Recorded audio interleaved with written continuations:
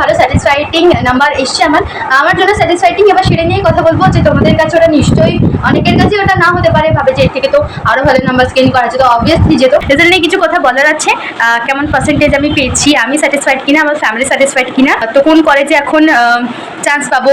হে বুবু মিসু, এটা আমার একটা বন্ধু লিখেছে প্রমি নামে, আমার যেহেতু চ্যানেলটার নাম হেবু ওই জন্য লিখেছে হে বুবু। হ্যালো, গুড আফটারনুন এভরিওয়ান, কেমন আছো তোমরা সবাই? আশা করি তোমরা সবাই খুব ভালো আছো, আমি খুব ভালো আছি। তো ওয়েলকাম টু মাই চ্যানেল ইন হে বুবু। অনেকদিন পর একটা লং ভিডিও নিয়ে চলে এসেছি। তো আজকে ভিডিওটা স্পেশাল হতে চলেছে, কারণ কি হচ্ছে, এইচএসের রেজাল্ট বেরিয়ে গেছে, অনলাইনে রেজাল্ট দেখতে পেয়ে গেছি আমরা 8 মে, আজ হচ্ছে 10th মে। আজকে সব মানে ওয়েস্ট বেঙ্গলের যত স্কুল আছে সব স্কুলে আজকেই রেজাল্ট একদম হ্যান্ড টু হ্যান্ড সাবমিট করা হবে। তো কত পেয়েছি সেটা তো তোমরা পরে জানতে পারবে।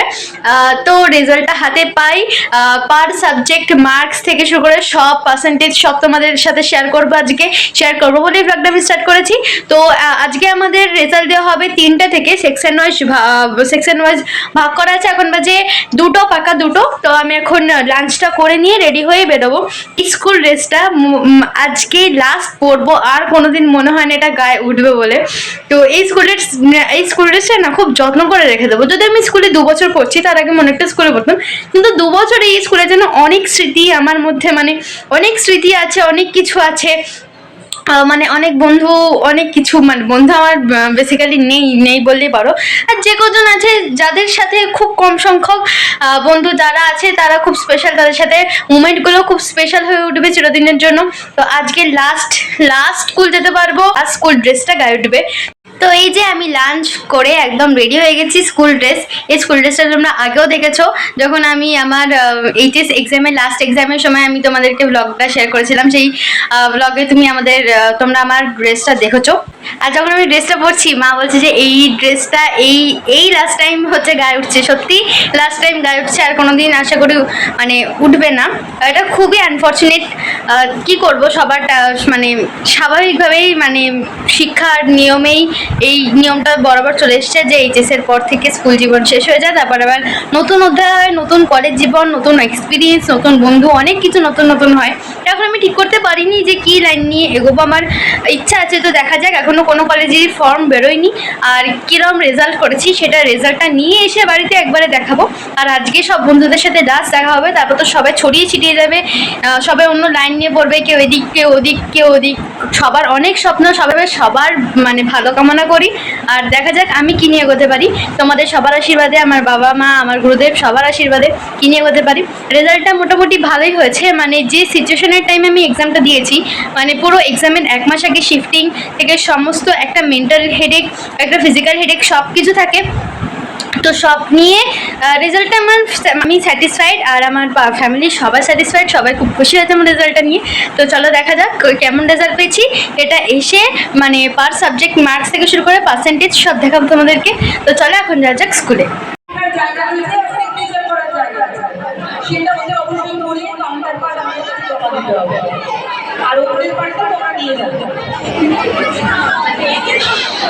তো ফাইনালি আমি বাড়ি চলে এসেছি, তোমাদের যতটা পেরেছি স্কুলের মধ্যে দেখাতে পেরেছি। তো দেখো আমি চলে এসেছি, আর এটা তো ভদ্র অবস্থা দেখছি। যখন আমি স্কুল ড্রেসটা খুলে ব্যাক সাইডে দেখাবো না, তখন বুঝতে পারবে কি অত্যাচার হয়েছে স্কুল ড্রেসটার সাথে আর আমাদের সাথে। মানে লাস্ট দিন সবাই বলেছিল মার্কার পেন নিয়ে যাবে, আমি যাই না, হয়েছে আমি নিয়ে যাই না, তো বেঁচে যাবো।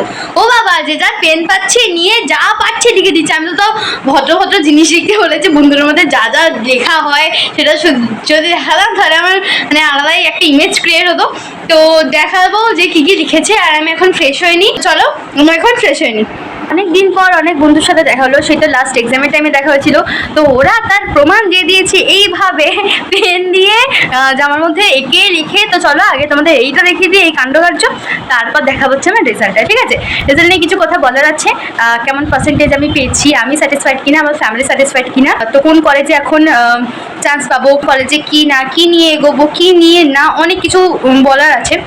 তো চলো আগে এটা দেখিয়ে দিই। এই যে দেখতে পাচ্ছি আমি পড়ে শোনাচ্ছি, সবাইকে আমি অ্যালাউ করিনি লেখার জন্য, তাও যেজন পেরেছে লিখে দিয়েছে, মানে বারণ শোনেনি। কি লিখেছি, মোচর না কি লিখেছে আমি জানি না, লিখেছে দিশা মিসিউ, আমার নিকনেম দিশা, বাট আমাদের স্কুলে একজন পড়ে দিশা বলে। লিখেছে সোনালি হে বুবু মিসিউ, এটা আমার একটা বন্ধু লিখেছে প্রমি নামে, আমার যেহেতু চ্যানেলটার নাম হেবু ওই জন্য লিখেছে হে বুবু। আর এখানে লিখেছে রোহিণী ভুতু। এখানে লিখেছে হে আই উইল মিস ইউ। এটা কে লিখেছে আমি ঠিক রিমাইন্ডস করতে পারছি না, মনে পড়ছে না এটা কে লিখেছে।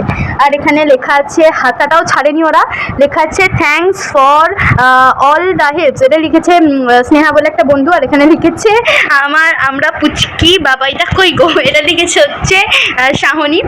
আর আর দেখাচ্ছি, এরা এইখানগুলো ছাড়েনি, ওড়না সরিয়ে এইখানটায় লিখেছে শাহনি আমার বুকে। আর এখানে লিখেছে এজিএইচএস, এটা একটা বন্ধু লিখেছে সোনালি বলে। তো যাই হোক, এবার দেখাই মেন ব্যাপার যেটার জন্য আজকে ব্লগটা স্টার্ট করা, সেটা হচ্ছে রেজাল্ট। তো আমি তো রেজাল্টটা 8 তারিখেই দেখতে পেয়ে গেছিলাম। 3টের সময় অনলাইনে ওয়েবসাইট খুলে গেছিলো, আর 1টা থেকে প্রেস কনফারেন্সটা স্টার্ট হয়েছিল, আর 3টের সময় খুলে গেছিলো। তো তা সত্ত্বেও আমি পার্সেন্টেজ বা নাম্বার ডিটেলে কিছুই বলিনি, বলেছি যে একটা ভালো স্যাটিসফাইডিং নাম্বার এসছে আমার জন্য স্যাটিসফাইডিং। এবার সেটা নিয়েই কথা বলবো যে তোমাদের কাছে ওটা নিশ্চয়ই অনেকের কাছে ওটা না হতে পারে, ভাবে যে এর থেকে তো আরও ভালো নাম্বার স্কেন করা যেত, অবভিয়াসলি যেত। আমি এর জন্য কোনো এক্সকিউজ দেবো না যে এর জন্য হয়নি ওর জন্য হয়নি, এর জন্য আমার ফলটা আমি বেশি করে করতে পারিনি, সেটা ব্যাপার। এবার যাই হোক, আমি আমার রেজাল্টটা দেখি, ঠিক আছে, যা হচ্ছে হয়ে গেছে, সেটা ফেরত আনতে হবে না। তো এই হচ্ছে আমার রেজাল্ট, এটা যে আমি পেয়েছি, এটা হচ্ছে রেজাল্ট, দেখতে পাচ্ছ আশা করি। আমি টোটালটা একবার দেখে দিই। টোটালে আছে আমার 379 আউট অফ 500। বেস্ট অফ 5 এর নাম্বারটা দেয়, তোমরা সবাই জানো ওয়েস্ট বেঙ্গল বোর্ডে যারা পড়ো। তো বেস্ট অফ 5 এর নাম্বার পেয়েছি 379 আউট অফ 500। নাম্বারটা দেখে নাও। এটা হচ্ছে আর আমার গ্রেড বলতে পারো বি গ্রেড এসছে। আর লেটার এসছে একটাতে বেঙ্গলিতে 87, ওটা হচ্ছে এই প্লাস 87 এসছে বেঙ্গলিতে। আর দুটো সাবজেক্টে আমি 3 মার্কস আর 4 মার্কসের জন্য লেটারটা মিস করে গেছি, এটাই হয়, খুব আফসোস দেখায়। তো আমি ভেবেছিলাম রিভিউ করাবো। তো রিভিউ করালে বেসিক্যালি আমি যাদের ক্ষেত্রে গিয়ে শুনেছি, যাদের এক্সপিরিয়েন্স আমি শুনেছি, বেসিক্যালি কোনো রেজাল্ট পাওয়া যায় না। আমার দিদি নিজেও করেছিল, অনেকে রিভিউ করেছিল, তো কিছু রেজাল্ট পাওয়া যায় না। তো ভাবলাম রিভিউ করে লাভ আছে, যে কলেজগুলো আমি অনার্সের জন্য আটকে যেতে পারি, তো সেগুলোর হতে পারে। যেমন ইংলিশ আমার 76 আছে, আর ফিলোসফিতে আছে 77। তো ওটা 3 আর 4 মার্কসের গ্যাপিংয়ের জন্য আমার লেটারটা আসেনি। বেঙ্গলিতে আমি এক্সপেক্ট করেছিলাম যে আমি মানে অ্যাবাভ 80 পাবো, লেটার পাবো 87 এসছে। আর বাকিগুলো মানে এটা হচ্ছে 379 পেয়েছি আউট অফ 500, 76%। আমার পার্সেন্টেজ হচ্ছে 76%।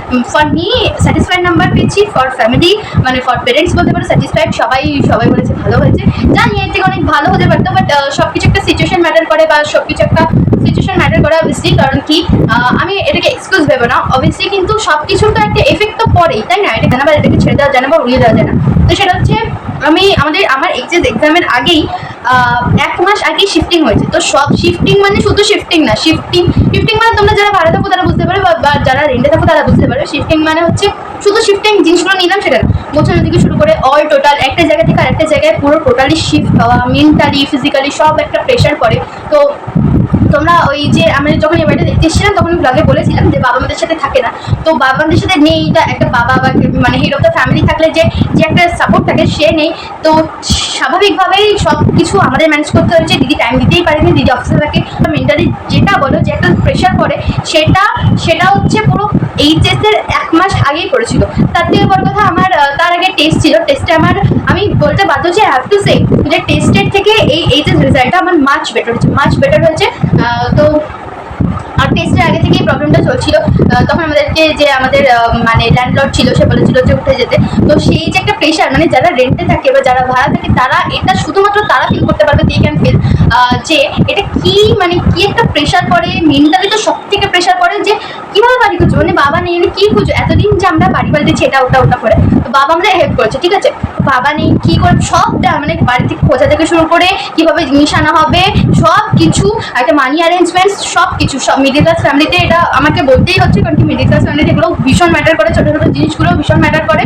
তো তার ওপর মানে আমার বাবা ছিল না, তো সব কিছু তো আমাদেরকেই হ্যান্ডেল করতে হচ্ছে। তার জন্য এটাকে এক্সকিউজ মনে করতে পারো, তুমি এক্সকিউজ মনে করতেই পারো, কিন্তু এটা আমার কাছে ইটস নট অনলি এক্সকিউজ। এটা অবভিয়াসলি মিডিল ক্লাস ফ্যামিলিতে সব কিছু একটা মানে ম্যাটার করে।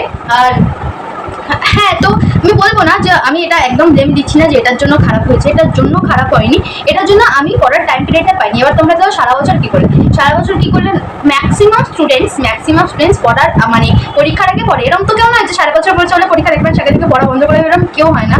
তো অনেকেই আছে, অনেকের ট্যালেন্ট আছে, মানে ট্যালেন্ট বলতে পারো বা কী করতে পারো আমি জানি না, ওভার কনফিডেন্সও বলতে পারো, যে সারা বছর পড়ে না।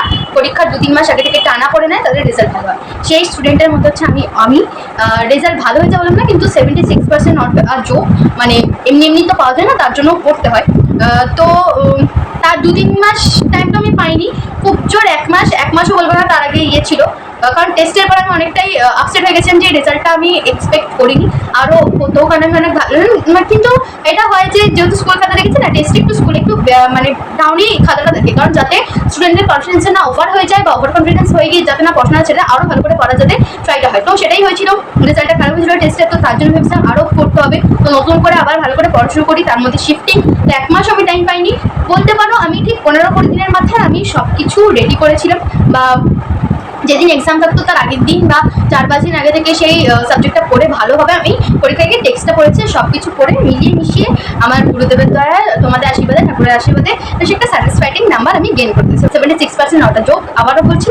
তো এটা জানি খুব ভালো না, খুব খারাপও না, মিডিয়ামে গেছি আমি, তো আই এম হ্যাপি, আর আমার ফ্যামিলিও হ্যাপি।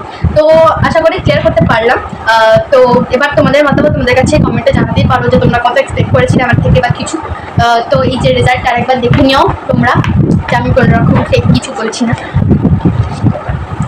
আর এটা দিয়েছে হচ্ছে স্কুল লিভিং সার্টিফিকেট, সরি আমার গ্রেড হচ্ছে এ, ওটা আমি ইবিএস এ মানে দেখেছি, সরি ওটা আমি ইবিএস এ দেখেছিলাম।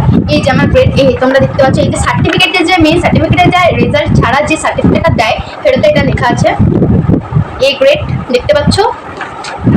আমার মানে গ্রেড হচ্ছে এ, পার্সেন্টেজ 76%, আর টোটাল হচ্ছে 379। ক্লিয়ার? তো এই ছিল আজকে আমার ব্লগ। আজকের ব্লগটা আমি এখানেই শেষ করছি। আর যারা এইচএস ক্যান্ডিডেট বা সেকেন্ডারি ক্যান্ডিডেট আমার ভিডিও দেখো বা আমার ব্লগ দেখো বা এখন দেখছো, নতুন দেখছো, তারা অবশ্যই চ্যানেলটা সাবস্ক্রাইব করে দিও। আর যারা আমার চ্যানেলে নতুন তারা অবশ্যই কিন্তু চ্যানেলটা সাবস্ক্রাইব করতে ভুলো না। আর হ্যাঁ, আর তারা কীরকম মার্কস করেছো, যারা এইচএস ক্যান্ডিডেট বা সেকেন্ডারি ক্যান্ডিডেট তারা কিরকম মার্কস করেছো, ভালো হোক খারাপ হোক, অবশ্যই কমেন্টে লেখো। আর চলো, সবার ভবিষ্যতের জন্য অনেক শুভকামনা, অনেক good wishes to all of you.